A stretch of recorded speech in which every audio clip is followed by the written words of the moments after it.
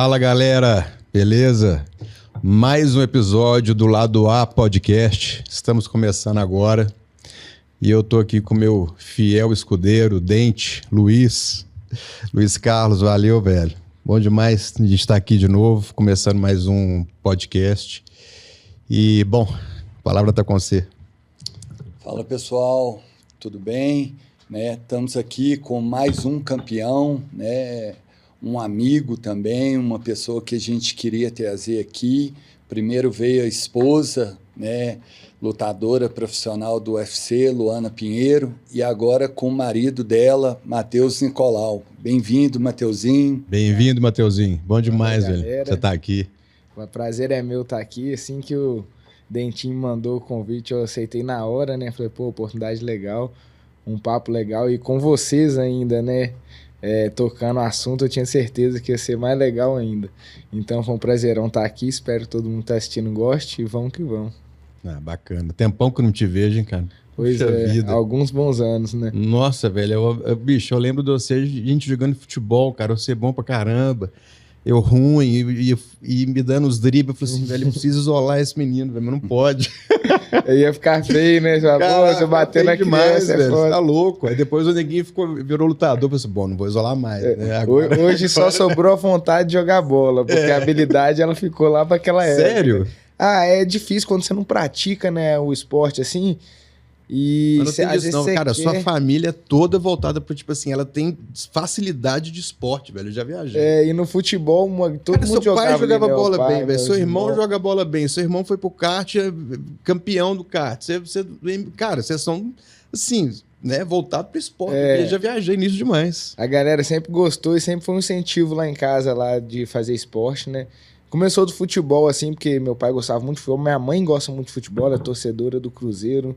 Tinha que ter, né, alguma coisinha ali, né, que não era perfeito. Ela é torcedora do Cruzeiro, fanática, e gosta muito de futebol, acompanha. Eu lembro que ela era assinante do pay-per-view, né, do PFC e tal. Então a galera sempre incentivou muito o esporte, assim, né. Aí acabou que eu comecei a jogar bola meio cedo, aí depois acabei indo pro caminho da luta mesmo, foi uma coisa que eu encontrei uma paixão assim e acabei fazendo a mudança. Eu acho que eu já tava um pouco cansado daquela rotina diária de futebol e tal. Você chegou a fazer escolinha e tentar entrar para algum time? Futebol, eu fiz escolinha, acho que, se eu não me engano, eu posso estar falando besteira, mas se eu não me engano, a minha primeira escolinha era perto da minha casa, tinha a escolinha do Nelinho, né? Lateral, que chegou na seleção, jogou do Cruzeiro. Ele tinha umas franquias, tinha algumas franquias de escolinha de futebol society, foi onde eu comecei, mas aí logo depois eu comecei a tentar ir para outros clubes, cheguei a ser federado, joguei um tempinho na escolinha do Cruzeiro, que era ali no Bairro Preto. Aí logo depois eu fui pro Galo, aí já era a equipe do Galo mesmo, de futsal. Joguei um bom tempo lá, uns 2 anos assim mais ou menos. Aí depois eu saí, joguei no Olímpico. Eu posso estar errando alguma coisa, alguma ordem cronológica. Joguei na equipe do Olímpico também um tempo. E aí joguei futebol de campo, mas não tanto. Joguei por menos tempo, era no Ferroviário, era longe pra caramba o treino. Se eu não me engano, o Ferroviário era lá no Barreiro, né, eu acho. Mas no campão de terra, assim. E aí depois com 13 anos, assim, eu já tinha voltado. Eu comecei a treinar jiu-jitsu com 9, treinei por 1 ano. Aí o meu professor passou no concurso da polícia e foi morar em outro estado. E também na época tinha aquela obrigação de ir bem na escola. Minha mãe também sempre foi meio que em cima de mim, de eu fazer pelo menos o suficiente para passar de ano.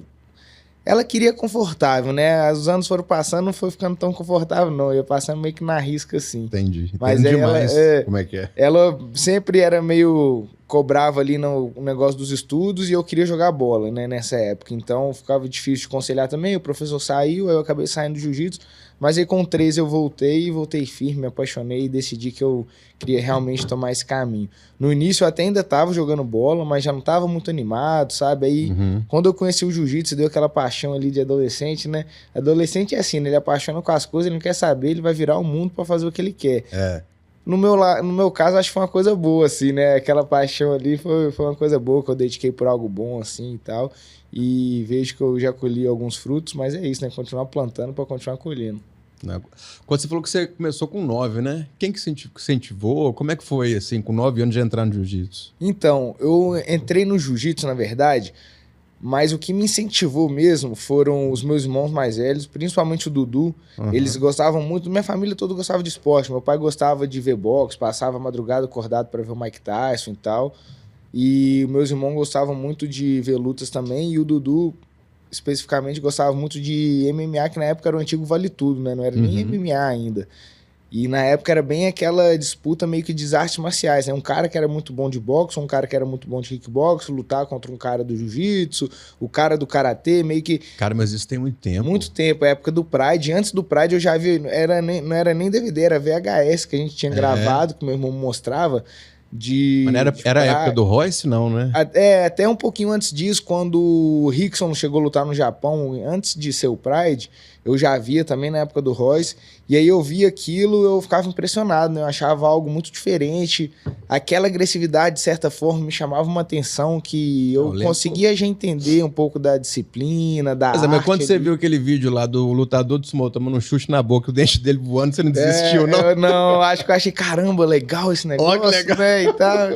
Criança é foda. E eu lembro, assim, uma coisa que é muito latente, que eu ainda lembro muito bem, é que os Greys, pra mim, eram tipo super-heróis, né? Super-heróis da vida real, assim.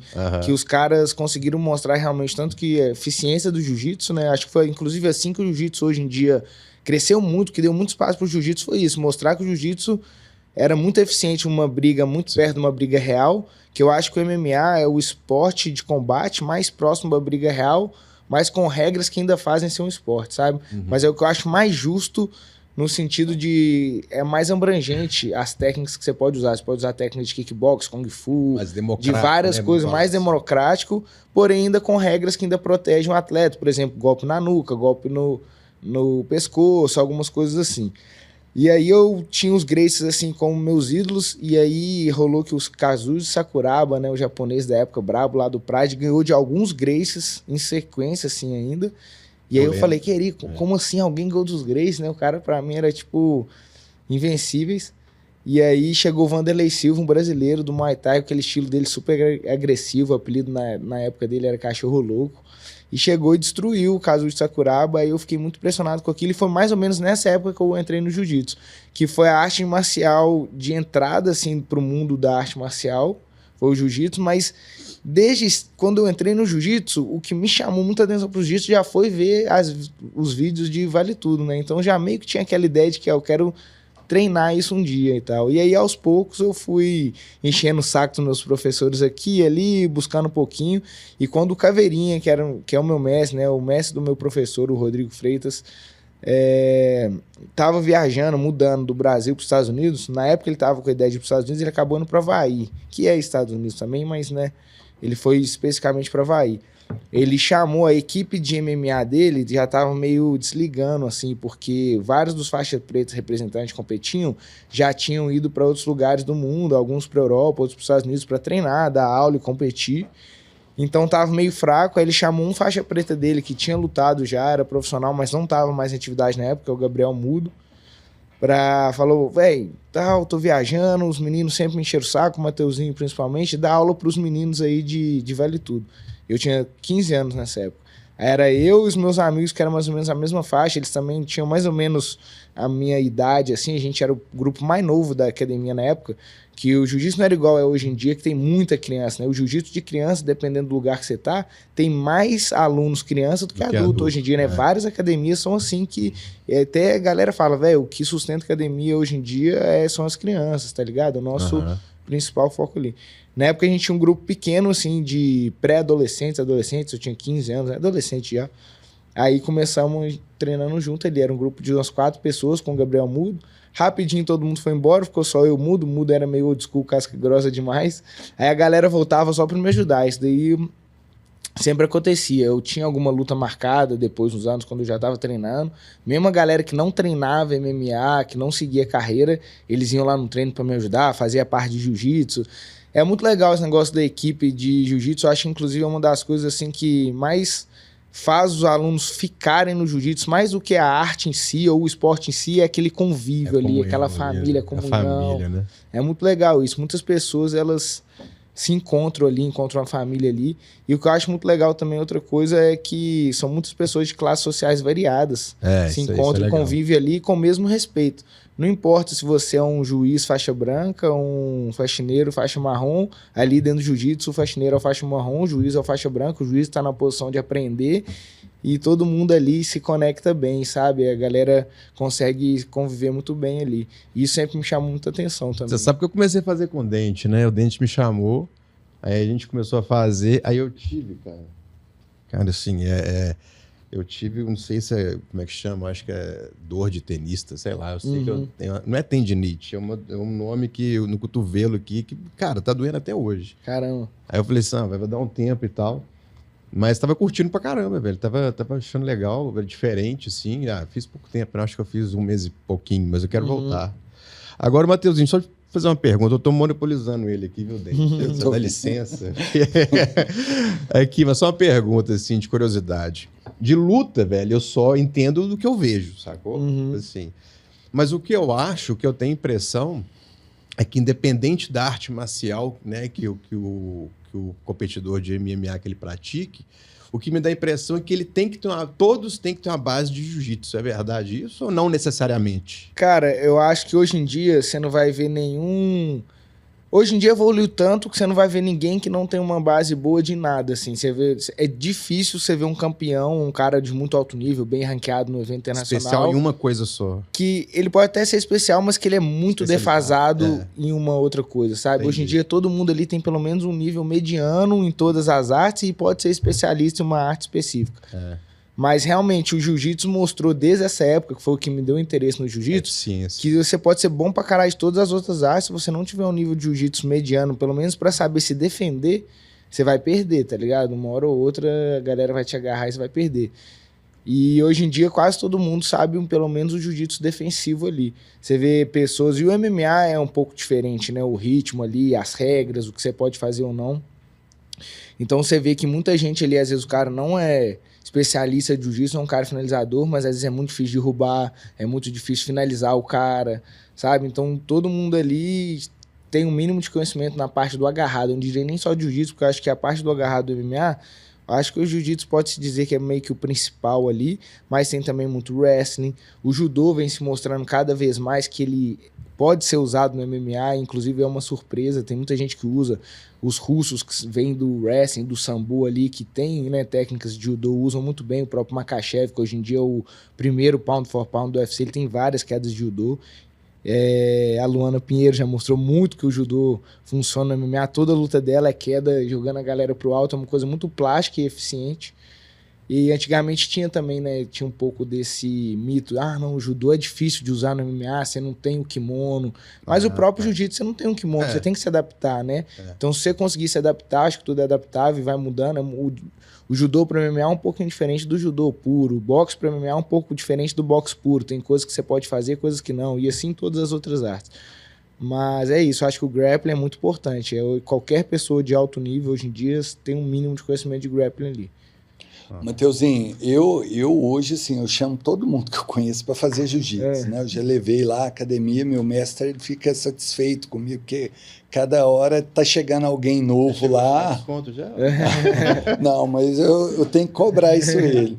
Mas eu escuto muito das pessoas assim, eu não tenho disciplina, eu não tenho foco. E aí, escutando você, né, eu te conheço, mas escutando você, aquele Matheusinho que era estudante, que não tinha disciplina para estudar, que passava ali meio que arrastado, se torna um profissional altamente dedicado, altamente focado, altamente disciplinado. Não tem como, né? Eu tenho isso comigo. Não existe um atleta de alta performance sem essas habilidades, né? Então, como é que você adquiriu isso ao longo do tempo? Como é que foi isso? Eu acho que foi uma coisa muito natural e que é aí que eu vejo a parte da sorte que eu dei. De todo momento que eu conheci o jiu-jitsu, eu conheci um pouco mais novo, mas que eu entrei realmente no mundo do jiu-jitsu, que foi uma coisa natural, tipo assim, eu gostei muito, me apaixonei pela arte e tive exemplos muito bons. Então foram várias sortes, foi o tempo que eu conheci o jiu-jitsu, quem foram os meus professores, as pessoas que eu conheci, o meio que eu convivi.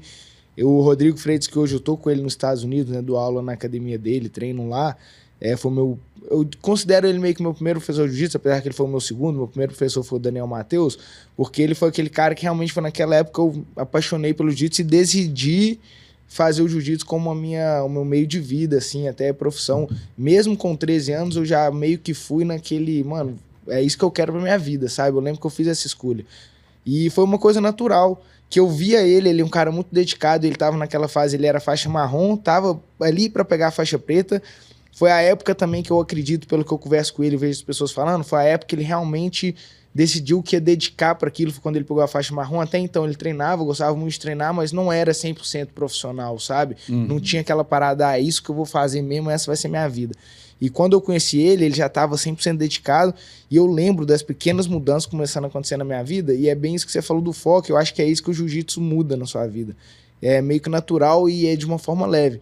Porque você começa a treinar ali e você não tem um desempenho muito bom, seu gás não tá muito bom, às vezes seu peso tá pesado, às vezes você tá muito leve também, você quer ficar mais forte, aí você procura uma preparação física, aí você procura fazer uma dieta melhor. Eu lembro que uma das primeiras mudanças que eu fiz na minha vida, fora a academia, foi trocar o presunto, que era uma coisa normal lá em casa, para peito de peru. Que hoje em dia não é nenhuma coisa que eu como mais, ainda tem muito nitrato, não sei o que, exige outro papo, né? Que já não é a coisa mais saudável que tem também, mas já era uma busca por uma alimentação mais saudável, sacou? E começou dali. E dentro dali foram várias outras coisas. Eu comecei a me dedicar. Essa saudabilidade, desculpa, essa saudabilidade que você está falando, ela é uma preocupação sua ou é uma preocupação no seu meio, assim, no seu meio profissional? Eu acho que é uma preocupação que ela acontece naturalmente para todo praticante, não só no meio profissional. Acabou que ela foi minha, né? Obviamente tem certas pessoas que entram ali e não se ligam muito disso, mas eu acho que, tipo assim, a grande maioria se liga, porque a grande maioria vai querer ter um desempenho bom. E eu acho que isso não é só no jiu-jitsu, qualquer esporte, por isso que eu acho que esporte é muito bom, ou qualquer arte. Quando você começa a praticar uma arte, um esporte, você gosta muito, você quer fazer tudo, encaixar tudo na sua vida melhor ali, pra você praticar aquilo da melhor maneira. E eu acredito que tudo depende de como você tá com você mesmo, como pessoa, como físico, espiritual, psicológico, né? E eu comecei a entender isso meio cedo no jiu-jitsu. Esse caminho da arte marcial me mostrou isso, que eu tinha que ter uma vida equilibrada, dedicada, que outros pontos da minha vida iam também fazer diferença ali dentro do tatame. Então acho que eu tive essa sorte muito grande. E foi num momento, de certa forma, difícil, que eu falo isso, que pra mim me ajudou muito e foi meio suave. Eu comecei a voltar a treinar jiu-jitsu. Na época, eu lembro até quando eu falei com meu pai ainda era vivo, eu falei, eu quero treinar jiu-jitsu, quero treinar Muay Thai. E ele, mas você quer ser lutador ou jogador? O que você quer ser e tal? E na época eu ainda tava naquela, não, o jiu-jitsu vai me ajudar a desenvolver habilidades corporais, equilíbrio, força, para eu jogar futebol melhor. E, de certa forma, eu acredito que uma coisa ajuda a outra, como ginástica ajuda no jiu-jitsu, preparação física, natação pode ajudar e tal, cardio pode ajudar em outras coisas, mas enfim. E só que rapidinho ele viu que eu já tava mudando ali, né? Pai, observa, conhece o filho, viu que eu já tava com um interesse muito grande para uma coisa. E aí logo depois ele faleceu. Quando ele faleceu, eu lembro que foi no dia seguinte, assim, ele me faleceu no dia de noite. Aí eu lembro, vi uma movimentação estranha lá em casa. O Luiz, inclusive, se eu não me engano, você foi lá em Lafayette fazer alguma coisa. Eu lembro, tem umas memórias, você atropelou um cachorro na estrada. Sogro, né? Eu lembro de umas coisas assim. E aí no dia seguinte, a única coisa que eu queria fazer era treinar jiu-jitsu, sacou?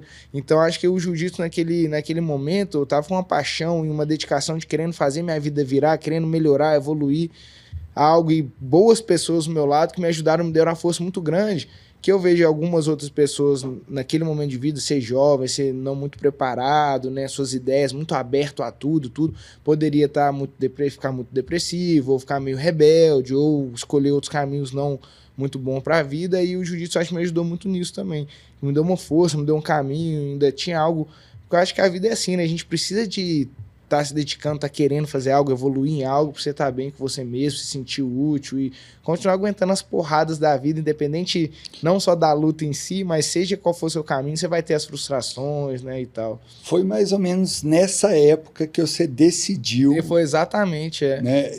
Então a gente poderia dizer que esse ocorrido foi um fator... Sim, eu acho que esse ocorrido me deu uma força de eu pensar comigo mesmo e falar, agora eu já não vou mais chatear o meu pai, porque ele me apoiava muito no futebol, então eu tinha um medo de chatear ele, assim, tipo, não quero mais jogar futebol. Inclusive, quando eu contei isso pro meu irmão, eu lembro de eu chamando o Eduardo, pra falar pra ele que eu queria dedicar a vida à luta, ele tentou meio que me dar uma convencida assim no início, depois até conversando com ele vai poder te falar melhor, só que pelo que ele me fala hoje em dia, eu fui tão firme quando ele falou, não, mas e o futebol, isso, você joga bem, vamos...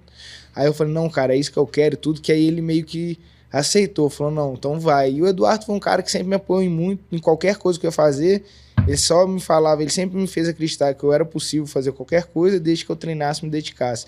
Ele me levava para treinar no Galo, na época que eu treinava no Galo, eu pegava 21:01, se eu não me engano, praticamente no ponto inicial, ali perto da minha casa, aí parava ali perto do Diamond, né, onde hoje é a loja do Galo, tinha aquela quadra de futsal onde jogava, ele me levava todo dia, me esperava no treino, me levava de volta para casa, sabe? E ele foi o cara que me levou para treinar jiu-jitsu a primeira vez também. Então, por mais que ele tinha esse medo, ele também queria um pouco ver eu jogando bola, mas ele viu que eu tava com uma dedicação, um foco para aquilo, que ele falou, não, então beleza, então vai que vai. E é engraçado que eu lembro ele falando comigo com uns 13 anos, ele falando, o seu futuro vai ser pro Rio de Janeiro, porque é lá que tá, né, a maior galera do jiu-jitsu, assim, e tal. Eu, será mesmo, Rio e tal? Aí eu com 18 anos fui morar no Rio de Janeiro, já lutando MMA, mas mesmo assim, né, tudo tem a ver numa equipe que veio do jiu-jitsu, que é a Nova União, né, uma equipe que começou com jiu-jitsu, depois ela se dedicou muito pro MMA, fez vários campeões do Dedé Perdeneiras, mas foi legal isso, vendo como ele também já tinha uma visão ali de futuro que acabou realmente se consolidando, né, eu indo pro Rio e tal. E você vem de uma categoria já famosa, né, que era da mesma categoria do Aldo, né? Você lutou, é porque você teve em duas categorias, né, Matheusinho? Você foi mosca, pena, eu já não lembro mais. O Aldo, na verdade, ele é... 61. Hoje em dia ele é 61, mas a maior parte da carreira dele foi 66, que é peso pena, e depois, agora no final, ele abaixou para peso galo. Eu lutei de peso galo mais no início, até na época era mais leve um pouco, porém menos profissional, conhecia menos o meu corpo, aquele lance de perder peso também, não conseguia perder tanto peso. Peso galo é 61 e tem a tolerância, se eu não me engano, é 61.300 com a tolerância. E o peso mosca, que é o que eu lutei a maior parte da minha carreira, eu tenho o maior número de lutas no peso mosca, é 57.300 com a tolerância, se eu não me engano, vai para 57.700. Alguma coisa assim. É o mais leve. É o mais leve do UFC masculino. Tá. Porém, na Ásia, tem eventos de strawweight, que é o peso palha, que é o peso da Luana, que é 52 e alguma coisinha, 52.600, eu acho. Porém, no UFC não tem masculino, só tem esse peso feminino. Tem alguns outros eventos na Ásia que tem essa categoria masculina. Mas, assim, como é o UFC que meio que dita a regra dos outros eventos do mundo em geral, né? O maior evento de MMA que tem, acaba que a galera nem conhece muito que tem esse peso mais leve em outros eventos, né? Cara, eu não sei se isso é uma curiosidade aqui. Quando eu comecei minha carreira profissional, eu fiz alguns bicos na parte de design, assim, né? Pegava, fazer um trabalho para amigo, trabalho para o vizinho e tal.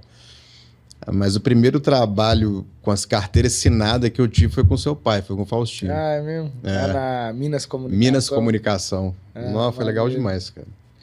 Saudade lá daquela galera, do Geraldo. Você lembra do Geraldo? O Geraldo demais, pô. Pois é.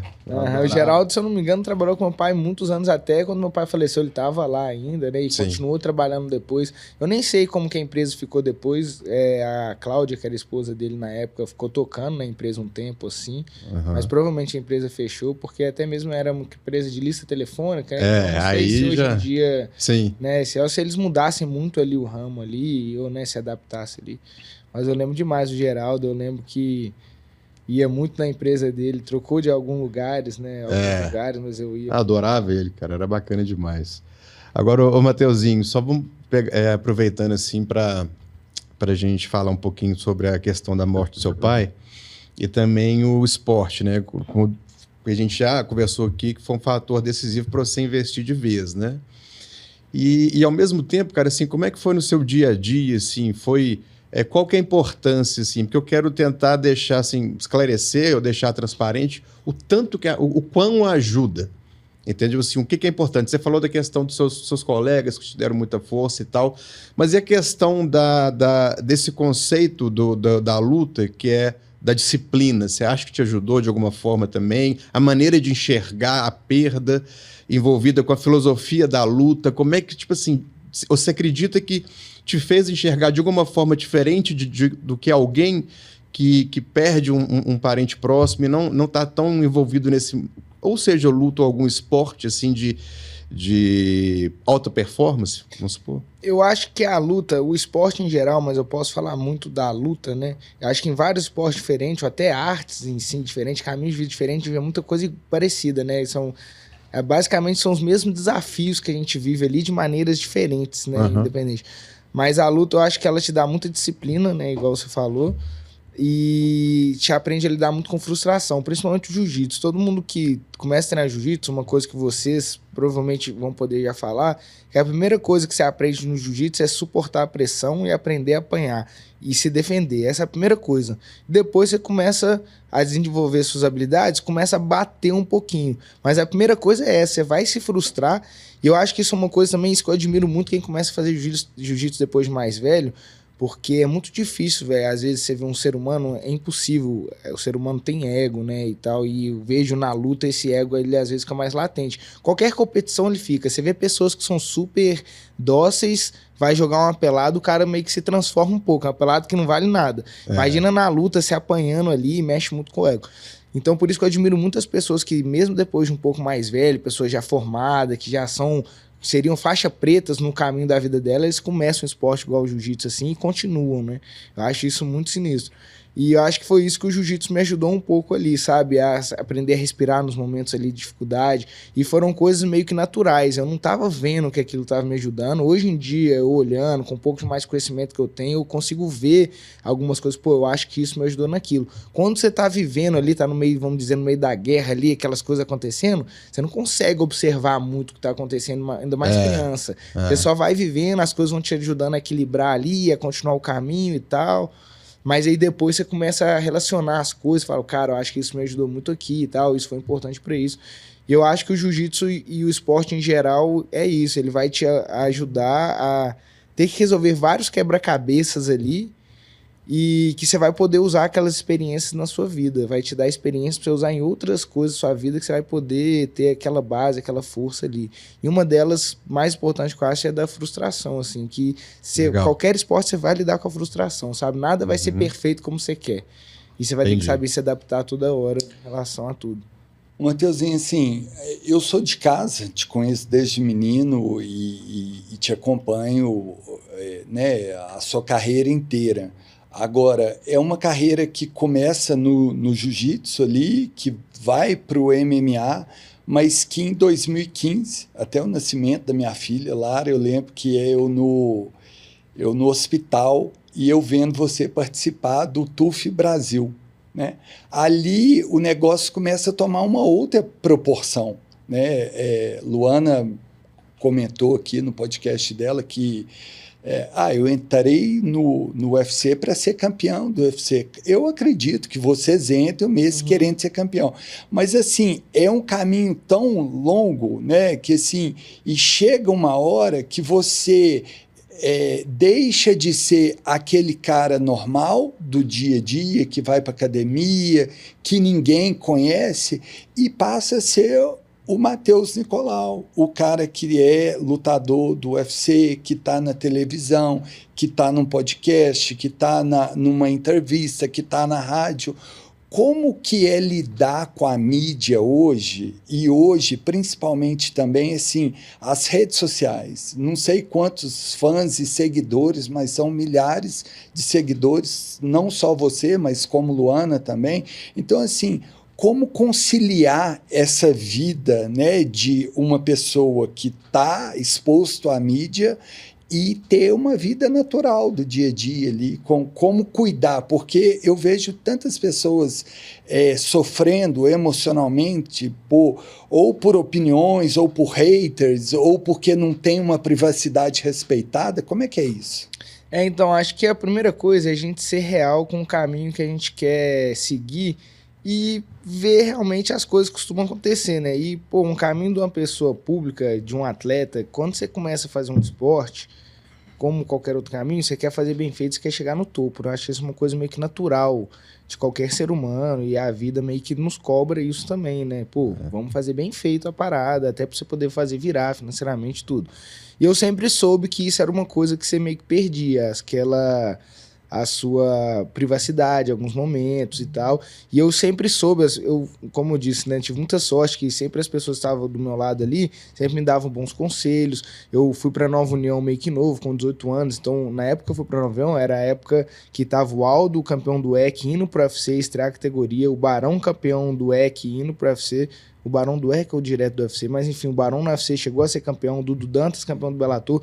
Então assim, vi muitos ídolos que eu via na internet, lutando, eu comecei a ter a convivência com eles, então eu comecei desde muito cedo, eu treinava lá, era parceiro de treino do Barão, treinava muito com ele, que era um peso mais ou menos parecido, por mais que eu era muito menos experiente com ele, sempre me chamou para treinar, eu fui muito abençoado nisso também, eu tive ótimo parceiro de treino, os treinadores, equipe multidisciplinar, né, e isso daí eu sempre via, tipo assim, fui acostumado desde novo a ter muita mídia lá na academia, todos os veículos de mídia de luta especializada ou de esporte estavam sempre na academia, porque eram 3 campeões, os maiores eventos do mundo lá, o UFC estava sempre lá filmando, isso já foi me dando algumas bases ali para eu já saber como lidar, como que era.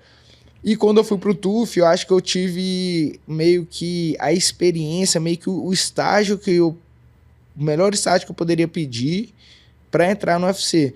Porque no TUF você fica encarcerado ali, né? Até é ruim falar essa palavra, mas você fica preso na casa convivendo com outros homens, então todos no modo competitivo. O seu amigo pode ser o seu adversário na próxima luta. Inclusive, meu melhor amigo que eu fiz na casa, que é o Bruno Coreia, foi o cara que eu lutei na minha estreia no UFC, e lutando por uma vaga, ou seja, quem ganhava entrava, quem perdia saía. E foi o cara que eu tinha feito a maior, a gente era da mesma equipe o TUF inteiro, a gente dormia, ele na beliche de cima, eu embaixo, eu não lembro exatamente como era, eu acho que era assim, mas sim, sempre fazendo as coisas juntos, porque a gente era do mesmo peso, e eu já tinha visto ele lutando antes, e depois tive que lutar com ele. Inclusive, dentro da casa, eu lutei também com o Dileno Lopes, que era da Nova União também, mas era de Manaus, mas que ia na Nova União do Rio fazer vários camps, treinava com ele sempre, então...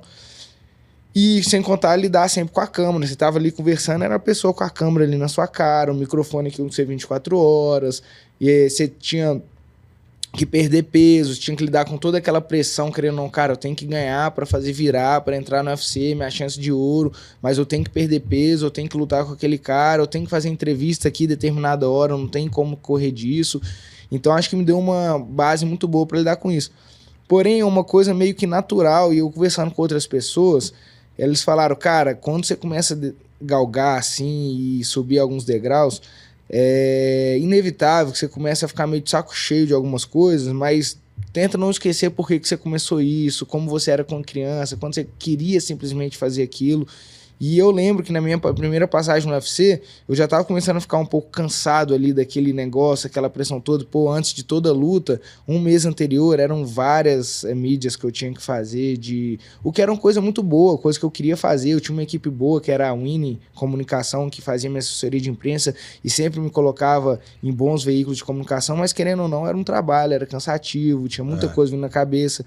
Eu lembro que eu estava nos Estados Unidos, fazendo camp, com algumas dificuldades, assim, e, pô, tendo que marcar entrevista, aí você chega na semana da luta, deve ser muita entrevista, você começa a galgar seu espaço, começa a vir cada vez mais pressão e tal. Então eu acho que eu tive a sorte de ir aos poucos e subindo alguns degraus que iam me fortalecendo e me deixando mais preparado para o que tinha a vir, sabe? A vir. E isso é doido, porque acaba que sempre você vai ter um desafio diferente na carreira ali, né? Vai ter momentos que você vai estar vindo de várias vitórias, a pressão vai ser não perder. Vai ter vezes que você vai tá vindo de derrota, que a pressão vai ser, cara, você tem que vencer, não é que você não pode perder porque você vai pro cinturão, você tem que vencer, que senão você vai, né, sua carreira pode acabar e tal. E várias outras coisas, como a mídia em si, né, o público, você, aqui em Belo Horizonte, que é coisa muito boa, principalmente na época do TUF, que é uma coisa que apesar de passar domingo, meia-noite, era na Globo, então muita gente via, e era até engraçado, no Rio e no metrô, às vezes a pessoa me via, e tinha aquelas perguntas meio inocentes, pô, tu no UFC já tá rico? Pô, você nem sabe, eu fiz 3 lutas no UFC, ganhei poucos $1.000 lá, e você ganha, na verdade, nem pelas lutas que você faz no TUF, você ganha pelo tempo que você fica confinado dentro da casa. Entendeu? Então, todo mundo meio que ganha igual ali, naqueles 45 dias confinado na casa, fora o tempo que você vai viajando e tal. Então, eu vivi muitas coisas muito boas, que era meio que o que eu queria, que eu buscava, que era ter esse conhecimento, mas junto com esse conhecimento, com essas coisas, vinham outras coisas que eram difíceis de lidar. Não diria ruim, mas que era meio difícil de lidar. Mas, querendo ou não, sabia que eu ia ter que lidar com isso, né? Um momento ou outro. Não, legal. Mateuzinho, eu queria demais continuar conversando com você, velho. Nossa, saudade, bateu uma saudade, que bom demais, bacana. Infelizmente o tempo acabou, né, Dente? E, bom, te agradecer, cara. Agradecer a você, agradecer a Lu por vocês terem aceitado o nosso convite. E valeu, brigadão, cara. Quando vocês voltarem, né, eu sei que, né, vocês moram fora, então, assim, o tempo aqui é muito corrido, a gente espera estar no projeto e chamar vocês para um novo bate-papo e decorrer sobre alguns assuntos que a gente ainda tem curiosidade. Muitos assuntos, né, velho, pra gente trocar ideia ainda. Eu acho que como a gente se conhece também há tanto tempo, a gente sabe que tem tanta coisa para extrair de tantos assuntos, né, que a gente nem chegou agora na parte da mudança e tal, que foram outros desafios que eu tive agora que eu achei que eu, né, não acho que eu nunca teria, mas que, pô, eu vou para os Estados Unidos tem muito tempo, mas agora eu fui de mudança mesmo, então você começa a ver como que é diferente você ir sabendo que você vai voltar do que você ir, caramba, agora eu tenho que ficar aqui, tenho que fazer virar, quando eu vou voltar, eu vivi essa fase, né, esperando o documento sair, quando eu vou voltar pro Brasil e tal, então tem muita coisa boa, gente, para falar, mas brigadão pelo convite, espero que vocês tenham gostado aí, e a galera que assistiu também, e vamos que vamos, valeu. Obrigadão, valeu. Obrigado.